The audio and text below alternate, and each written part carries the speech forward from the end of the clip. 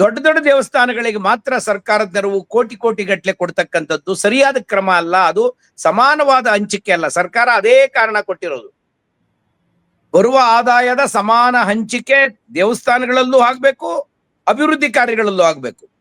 ಬಡವರಿಗೊಂದು ಕಾನೂನು, ಶ್ರೀಮಂತರಿಗೊಂದು ಕಾನೂನು ಅಲ್ಲ. ಬರೀ ಬೆಂಗಳೂರು ನಗರವನ್ನು ಮಾತ್ರ ಅಭಿವೃದ್ಧಿ ಮಾಡಿ ನಮ್ಮ ಹಳ್ಳಿಗಳನ್ನ ಅಭಿವೃದ್ಧಿ ಬಿಟ್ಬಿಟ್ರೆ ನಾವು ಹೇಗೆ ಆಕ್ಷೇಪ ಮಾಡ್ತೀವೋ ಹಾಗೆ ಎಲ್ಲ ದೇವಸ್ಥಾನಗಳಿಗೆ ಈ ಹಣದ ಲಭ್ಯತೆ ದೊರೀಬೇಕು. ನಮ್ಮ ಹಳ್ಳಿಗಳಲ್ಲಿ ಇದ್ದಂತ ಅನೇಕ ದೇವಸ್ಥಾನಗಳಿಗೆ ಸಂಪನ್ಮೂಲಗಳ ಕೊರತೆ ಬಹಳ ದೊಡ್ಡದಿದೆ. ತಿರುಪತಿ ದೇವಸ್ಥಾನಕ್ಕೆ ಅಥವಾ ಬೆಂಗಳೂರಿನಲ್ಲಿರುವ ದೇವಸ್ಥಾನಗಳಿಗೆ ಸಂಪನ್ಮೂಲ ದೊಡ್ಡ ಪ್ರಮಾಣದಲ್ಲಿ ಹರಿದು ಬರ್ತದೆ. ಇವೆಲ್ಲವೂ ನಮ್ಮ ದೇವರುಗಳು ಕೂಡ, ನಮ್ಮ ಭಕ್ತಾದಿಗಳು ಕೊಡ್ತಾ ಇರೋದೇನೆ. ಆದ್ರೆ ಈ ಹಣವನ್ನ ಇತರೆ ದೇವಸ್ಥಾನಗಳಿಗೆ ಹಂಚಬಾರದು, ಅದರ 10% ಕೂಡ ಹಂಚಬಾರದು ಅಂತ ಅನ್ನೋದು ಯಾವ ನ್ಯಾಯ? 10% ಹಂಚೋದ್ರಿಂದ ಹಿಂದೂ ದೇವಸ್ಥಾನಗಳನ್ನೇ ಅಭಿವೃದ್ಧಿ ಮಾಡುವ ಕೆಲಸಕ್ಕೆ ನಾವು ಹಂಚಿಕೆ ಮಾಡ್ತಿದ್ದೀವಲ್ಲ, ಹಳ್ಳಿಗಳಿರುವ ದೇವಸ್ಥಾನ ದುರಸ್ತಿ ಮಾಡ್ಲಿಕ್ಕೆ ಕೊಡ್ತಿದ್ದೀವಲ್ಲ, ಸಣ್ಣ ಸಣ್ಣ ಮಾರಮ್ಮ, ಮಂಕಳಮ್ಮ, ಪಟ್ಟಲದಮ್ಮ ಇಂಥ ದೇವರುಗಳ ದೇವಸ್ಥಾನ ಕಟ್ಟೋದಕ್ಕೆ ನಾವು ಕೊಡ್ತಾ ಇದ್ದೀವಲ್ಲ. ಒಂದು ಉತ್ತಮ ಆದಾಯ ಹೊಂದಿದ ದೇವಾಲಯಗಳಿಂದ ನಿಗದಿತ ಹಣವನ್ನು ಕ್ರೋಢೀಕರಿಸಿ ಒಂದು ಸಾಮಾನ್ಯ ನಿಧಿಯನ್ನು ಸ್ಥಾಪನೆ ಮಾಡ್ತೀವಿ ಅಂತ ಹೇಳ್ಬಿಟ್ಟು. ಸಾಮಾನ್ಯ ನಿಧಿ ಅಂದ್ರೆ ದೇವಸ್ಥಾನಗಳ ಅಭಿವೃದ್ಧಿಗೆ, ಎಲ್ಲಾ ದೇವಸ್ಥಾನಗಳ ಅಭಿವೃದ್ಧಿಗೆ ಸಾಮಾನ್ಯ ನಿಧಿ ಅಂತ ಮಾಡ್ತಾರೆ. ಒಂದು. ಎರಡನೇದು ಅಧಿಸೂಚಿತ, ಇದು ನನಗೆ ಯಾಕೆ ನೀವು ವಿರೋಧ ಮಾಡ್ತೀರಿ ಗೊತ್ತಾಗಲಿಲ್ಲ. ಅಧಿಸೂಚಿತ ಸಂಸ್ಥೆಯ ವ್ಯವಸ್ಥಾಪನಾ ಸಮಿತಿಯಲ್ಲಿ ವಿಶ್ವಕರ್ಮ ಹಿಂದೂ ದೇವಾಲಯ ವಾಸ್ತುಶಿಲ್ಪ ಮತ್ತು ಶಿಲ್ಪಶಾಸ್ತ್ರದಲ್ಲಿ ಕೌಶಲ್ಯವುಳ್ಳ ವ್ಯಕ್ತಿಯನ್ನ ಸೇರಿಸುವುದು ಅಂತ ಇದೆ. ಇದನ್ನಾದ್ರೂ ಯಾಕೆ ನೀವು ವಿರೋಧ ಮಾಡ್ತೀರಿ? ಈಗ ಒಂದು ಪಾಯಿಂಟ್ ನೀವು ಹೇಳಿದ್ರಿ, ಇಲ್ಲ ಈ ತರ ಇದು ಹಿಂದೂಗಳ ಭಾವನೆ ಇದೆ ಅನ್ನುವಂತ. ಹಿಂದೂ ದೇವಾಲಯಗಳಿಂದ ಸುಮಾರು 485 ಕೋಟಿ ರೂಪಾಯಿ ಹಣ ರಾಜ್ಯ ಸರ್ಕಾರಕ್ಕೆ ಮುಜರಾಯಿ ಇಲಾಖೆಗೆ ಹೋಗುತ್ತೆ.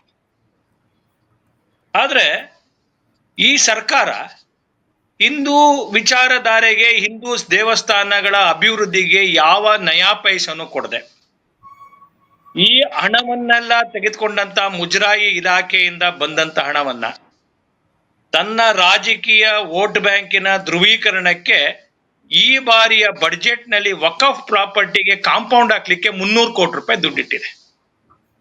300 ಕೋಟಿ ರೂಪಾಯಿ.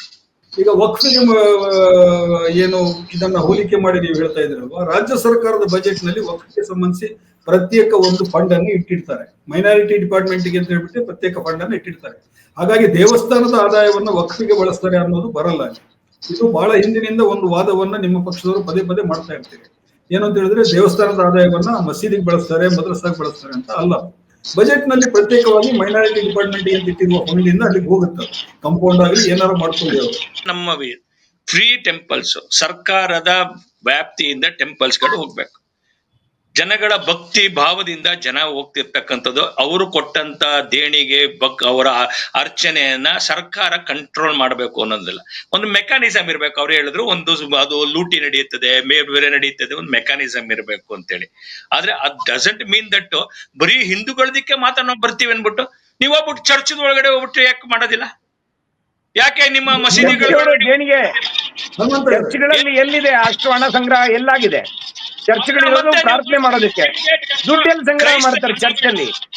ಚರ್ಚಲ್ಲಿ ದುಡ್ಡೆಲ್ಲಿ ಸಂಗ್ರಹ ಮಾಡ್ತಾರೆ ಮಹೇಶ್ ಅವರೇ? ಚರ್ಚಲ್ಲಿ ದುಡ್ಡೆಲ್ಲಿ ಸಂಗ್ರಹ ಮಾಡ್ತಾರೆ? ಹಣವನ್ನ ನಾನ್ ಇಟ್ಕೊಂಡು ನಾನು ಅದನ್ನ ಕಂಟ್ರೋಲ್ ಮಾಡ್ತೀನಿ. ಅದಕ್ಕೆ ನೀವ್ಯಾರು? ಸರ್ಕಾರ.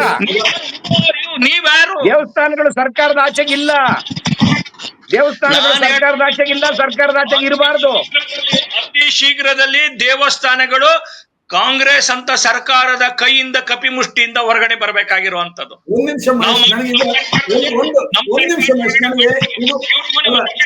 ನಿಮ್ ಸರ್ಕಾರ ಹಿಂದೆ ಇದ್ದಾಗ ಯಾಕೆ ಮಾಡ್ಲಿಲ್ಲ ಅದನ್ನ? ನೀವು ಯಡಿಯೂರಪ್ಪನವ್ರ ಇದ್ದಾಗ ಯಾಕೆ ಮಾಡ್ಲಿಲ್ಲ? ಬಸವರಾಜ ಬೊಮ್ಮಾಯಿ ಇದ್ದಾಗ ಯಾಕೆ ಮಾಡ್ಲಿಲ್ಲ? ಒಂದ್ ನಿಮಿಷ ಸದಾನಂದ ಗೌಡ ಇದ್ದಾಗ ಯಾಕೆ ಮಾಡ್ಲಿಲ್ಲ? ಯಾಕೆ ಮಾಡ್ಲಿಲ್ಲ ನೀವು ಅದನ್ನ?